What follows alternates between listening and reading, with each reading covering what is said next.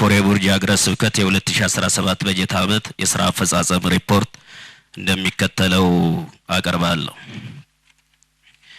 የብፁዕ አቡነ ገሪማ ሐዋርያ ጉዞ በተመለከተ በሀገረ ስብከቱ ብፁዕነታቸው ለ17 ዲያቆናት ቅስና ለ90 ደቀ መዛሙርት የዲቁና ክህነት ሰጥተዋል።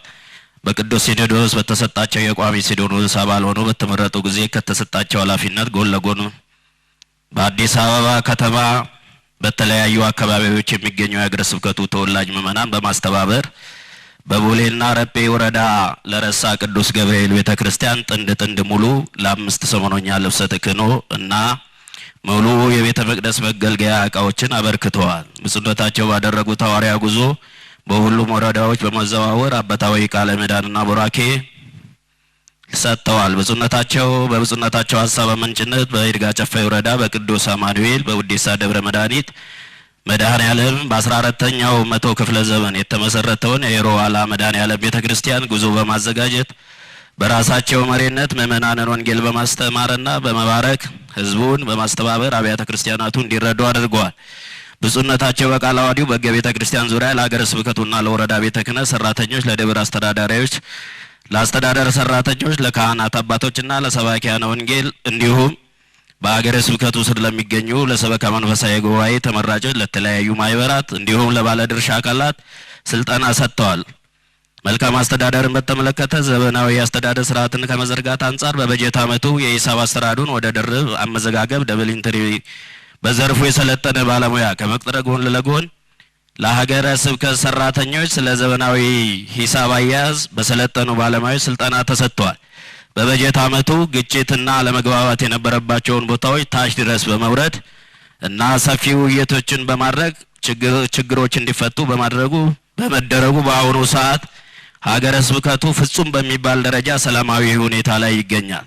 አብነት ትምህርት ቤትን በተመለከተ ባንዲዳ በመጀመሪያ ዙር ለ6 አዳሪ አብነት ተማሪዎች የሚያስፈልጉ ግብዓቶችን በማሟላት የቅዳሴ መምህር በመቅጠር ትምህርት እንዲሰጥ ተደርጓል። ስብከተ ወንጌልን በተመረጡ አብያተ ክርስቲያናት ከ20 በላይ ታላላቅ ህዝባዊ መንፈሳዊ ጉባኤ ተደርጓል። በተጨማሪም በ6 ወረዳ ቤተ ክህነት ከአምናው በተሻለ መልኩ 3372 አዳዲስ አማንያን ተጠምቀው የሥላሴ ልጅነትን አግኝተዋል። በበጀት ዓመቱ ለሰበካ ጉባኤ አባላት፣ ለካህናት፣ ለሰንበት ትምህርት ቤት የአቅም ግንባታ ስልጠና ተሰጥቷል። በስብከተ ወንጌል ዙሪያም 20 ጉባኤያት ተካሂደዋል። 21 ሰባኪያን በመመልመል እና አጭር ስልጠና በመስጠት ለ6 ወረዳ ቤተ ክህኖች ተመድበዋል። በአብዛኛው አድባራት የሂሳብ ምርመራ በማድረግ የነበረባቸውን ውዝፍ % ገቢ እንዲያደርጉ ተደርጓል። በ20 አብያተ ክርስቲያናት በአዳዲስ የሰበካ ጉባኤ ምርጫ የተካሄደ ሲሆን ለ4 አብያተ ክርስቲያናት በጎደለበት ተተኪ አባላት ምርጫ እንዲካሄድ ተደርጓል። ለ12 የሰበካ ጉባኤ አባላት ቃለ ዓዋዲውን በተመለከተ ስልጠና ተሰጥቷል። ሰንበት ትምህርት ቤትን በተመለከተ የሰንበት ትምህርት ቤት አባላት ተሳትፎ በማሳደግ 8550 የማድረስ ስራ የተሰራ ሲሆን በመንበረ ፓትርያርክ ጠቅላይ ቤተ ክህነት ሰንበት ትምህርት ቤት መምሪያ ማደራጃ የተዘጋጀውን ስርዓተ ትምህርት ከ1ኛ እስከ 7ኛ ክፍል ድረስ ስርጭት ተደርጓል። የገጠር አብያተ ክርስቲያናትን በተመለከተ በከፊልና በሙሉ የተዘጉ አብያተ ክርስቲያናትን በተመለከተ በጎ አድራጊዎች በማፈላለግ ለ2 አብያተ ክርስቲያናት ሙሉ አገልጋይና ነዋያ ቅድሳት ተሟልቶ አገልግሎት እየሰጡ ሲሆን ለ6 አድባራት 1 ካህን 3 ካህን ተመድቧል። ነዋያተ ቅድሳት ለ21 አድባራት እንዳስፈላጊነቱ ተሰጥቷል። ህዝብ ግንኙነትን በተመለከተ በሁሉም የማህበራዊ አማራጮች የተጠናከረ አገልግሎት እየተሰጠ ይገኛል። በተጨማሪም ድረ ገጽ ዌብሳይት በማልማት መልእክቶች፣ ትምህርቶችና መረጃዎች እንዲተላለፉ ተደርጓል።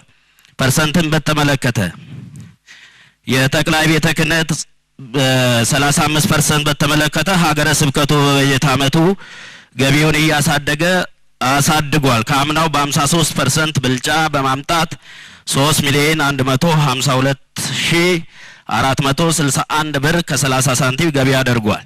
በመቀጠል ብፁዕ አቡነ ያሬድ የምስራቅ አርሲ ሀገረ ስብከት ሊቀ ጳጳስ % ለጠቅላይ ቤተ ክህነት ገቢ የተደረገበትን ደረሰኝ ለብፁዕ ቅዱስ አባታችን እንዲሰጡልን በአክብሮትና በትህትና ጠይቃለሁ። አመሰግናለሁ።